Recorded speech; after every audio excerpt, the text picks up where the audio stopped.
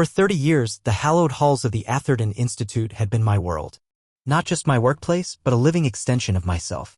As head librarian and archivist, I wasn't merely a custodian of books and papers, I was the keeper of memory, the guardian of a legacy built over a century of dedicated patronage and meticulous collection.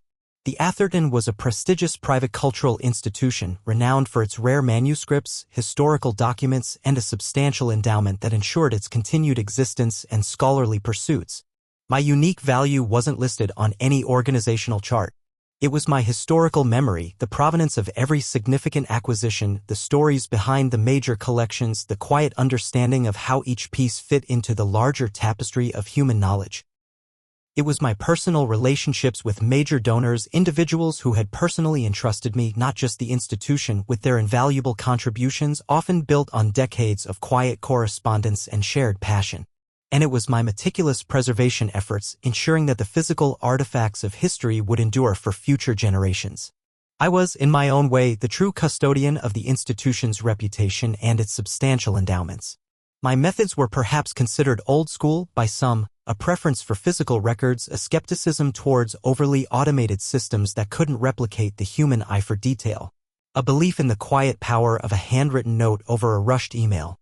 But they were methods that had preserved fragile documents, secured priceless acquisitions, and maintained the trust of donors who valued discretion and genuine expertise above all else. The shift began subtly, a new wave of energy and a different kind of language filtering down from the executive offices.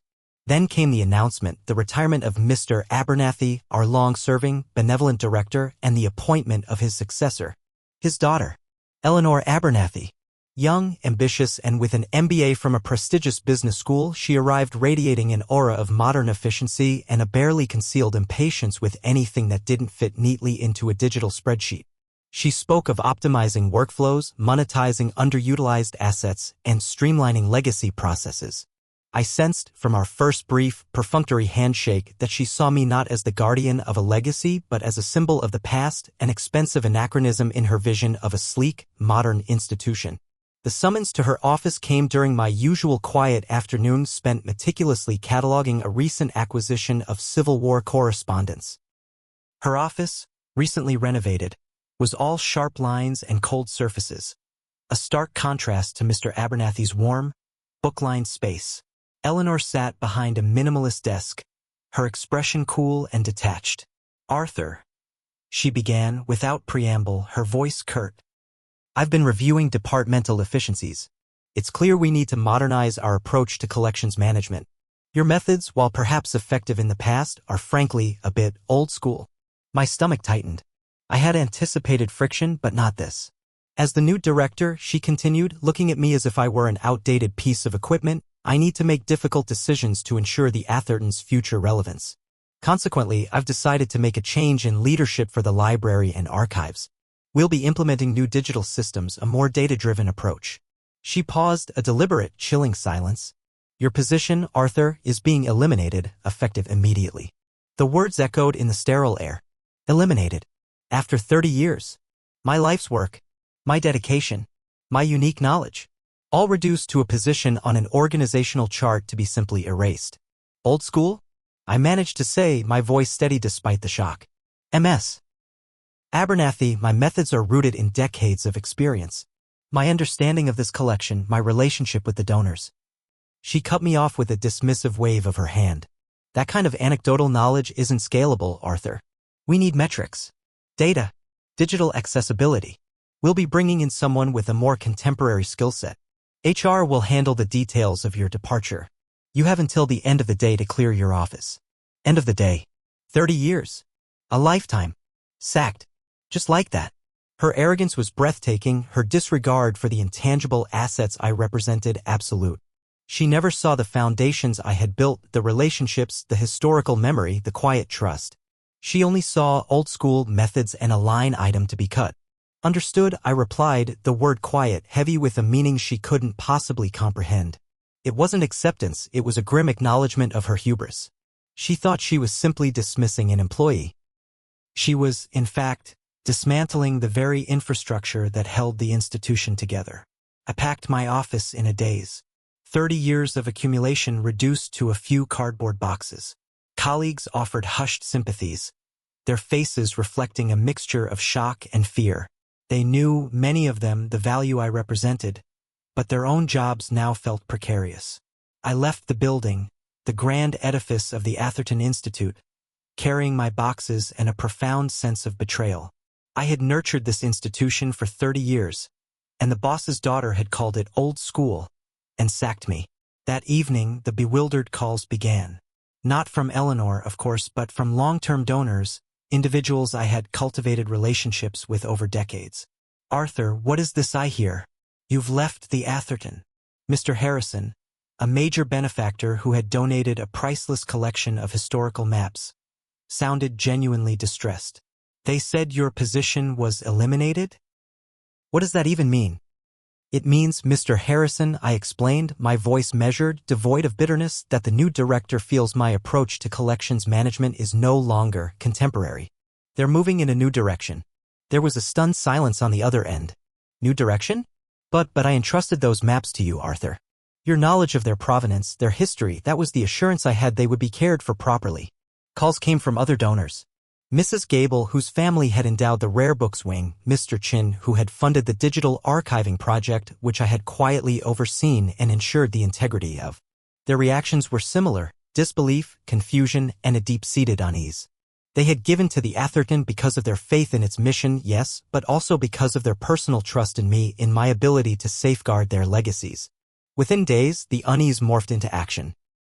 News of my dismissal, coupled with the concerned inquiries from major donors, began to create ripples.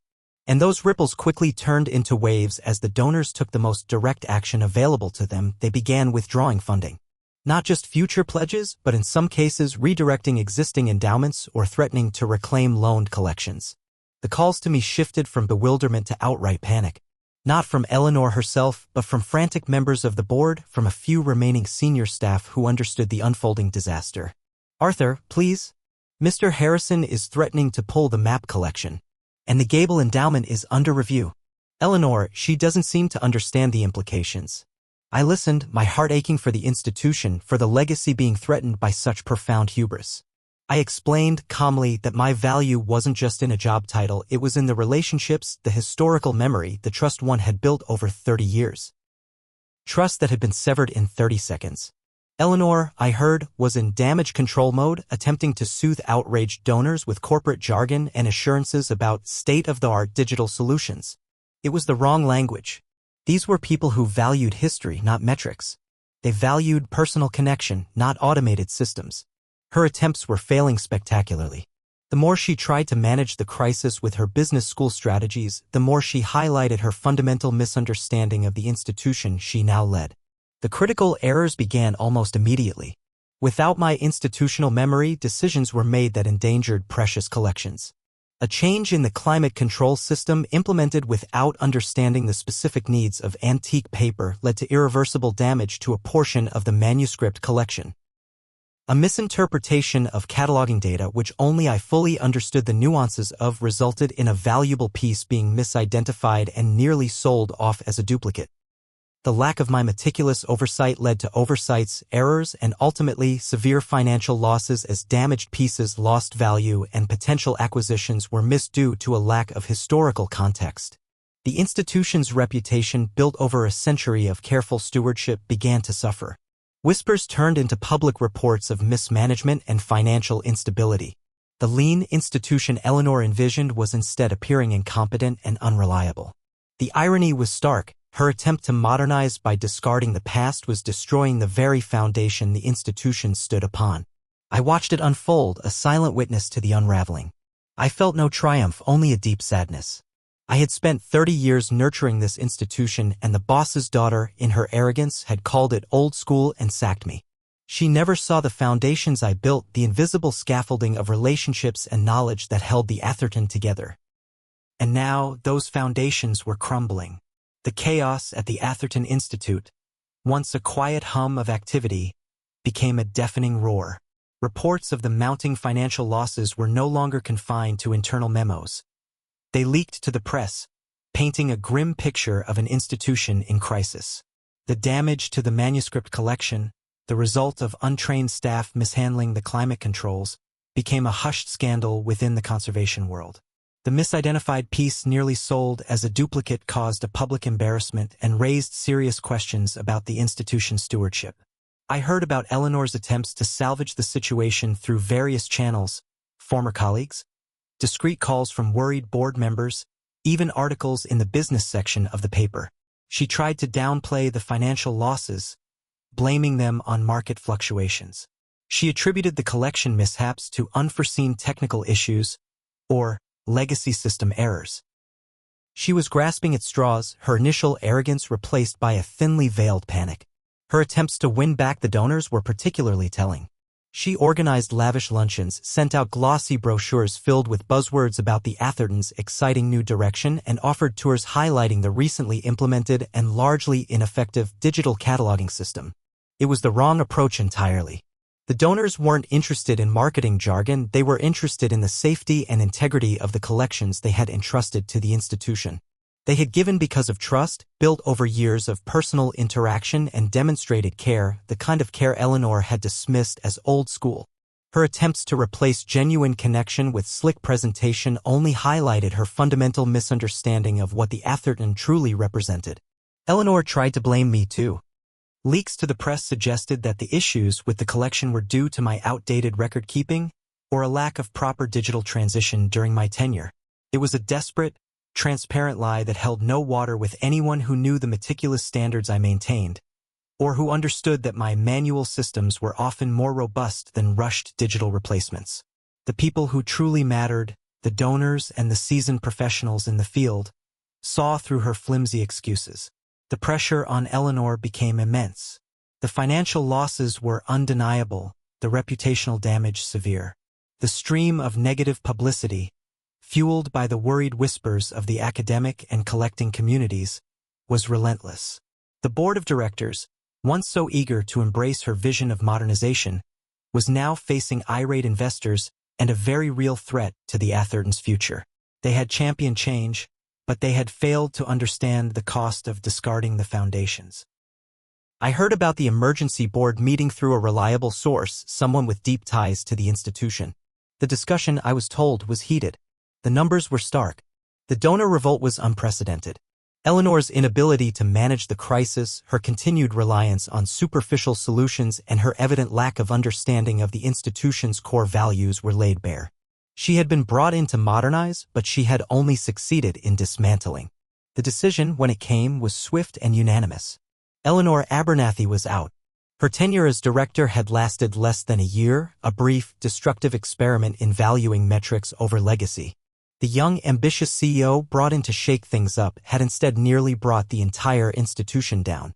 Her hubris had indeed led to her downfall.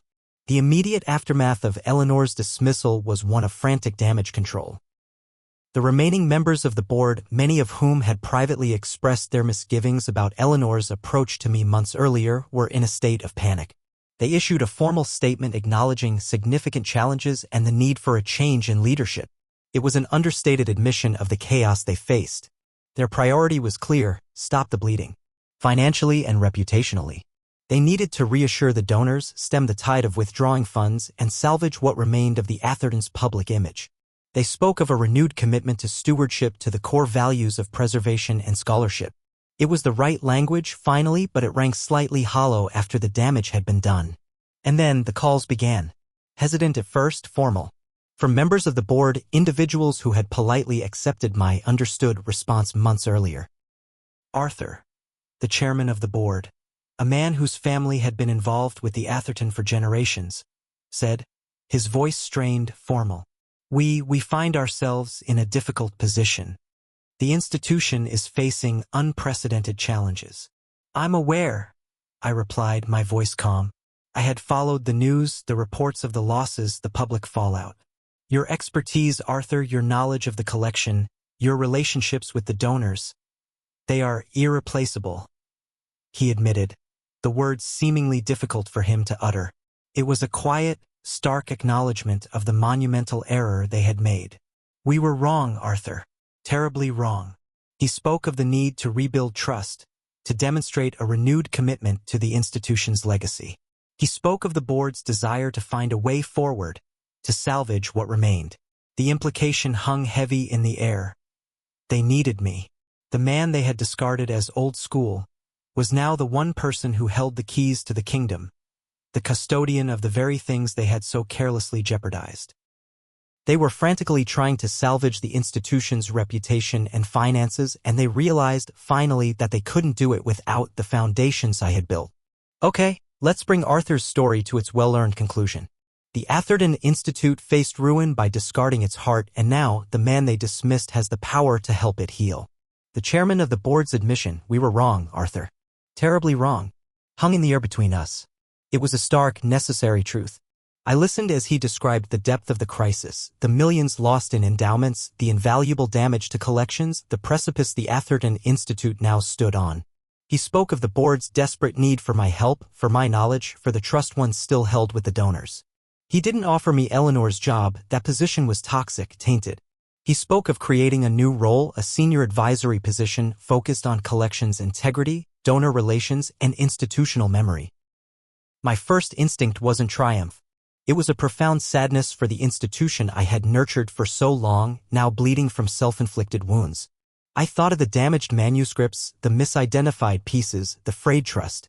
My understood upon dismissal had been a quiet acknowledgement of Eleanor's folly. This potential return wasn't about vindication for its own sake, but about the legacy itself. I didn't jump at the offer. I took my time, considering not just the role, but the conditions.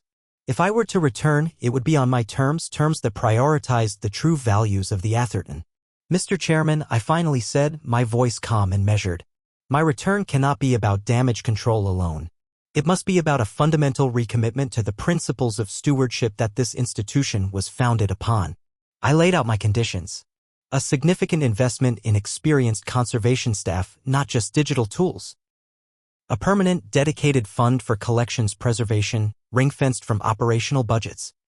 A formal, public acknowledgement from the board about the value of institutional memory and the expertise of long-serving staff.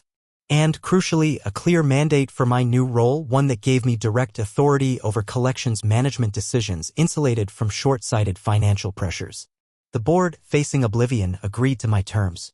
There were some quibbles, some attempts to negotiate less stringent commitments, but I held firm.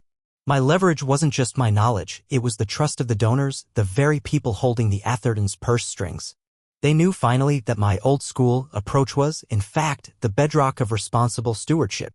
My return to the Atherton Institute wasn't marked by fanfare, but by a quiet, palpable sense of relief from the remaining staff who understood. I wasn't the director, I was the senior advisor for collections and legacy, a title that suited me perfectly. My old office, thankfully, had been left largely untouched, a small island of familiar order in the midst of the institutional chaos. My first task was to personally reach out to the major donors. I didn't offer excuses for the past, I offered a quiet, honest commitment to the future.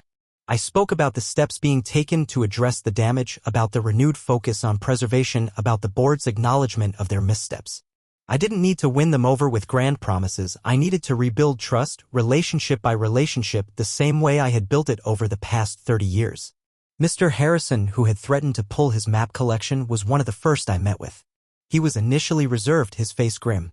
I spoke about the new conservation protocols, showed him the plans for enhanced climate control in the map room.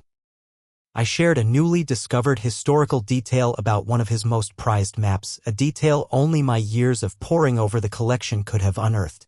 He listened, his expression softening. When I finished, he nodded, a slow, thoughtful nod. "Arthur," he said, his voice regaining some of its old warmth.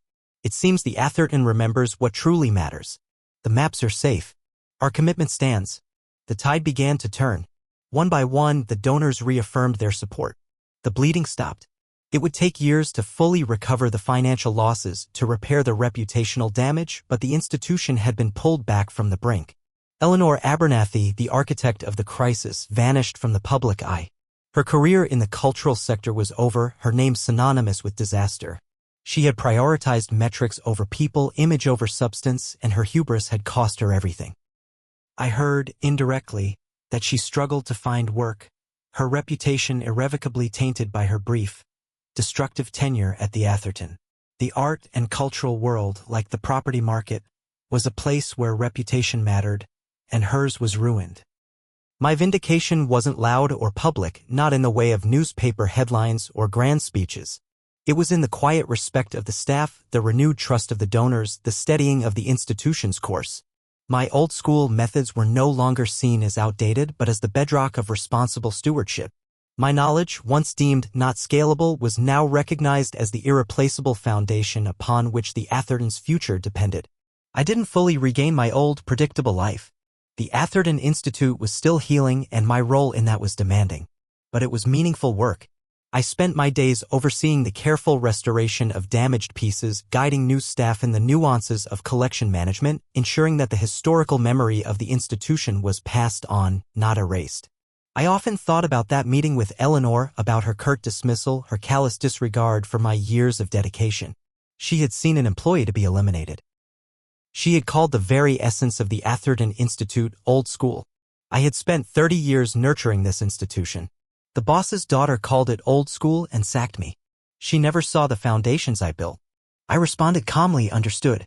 When she realized what I had done, the quiet, enduring power of the relationships I had built, the depth of the legacy I had protected, the true cost of discarding experience for the sake of image, it was already too late. She was gone, her ambition having led to her ruin.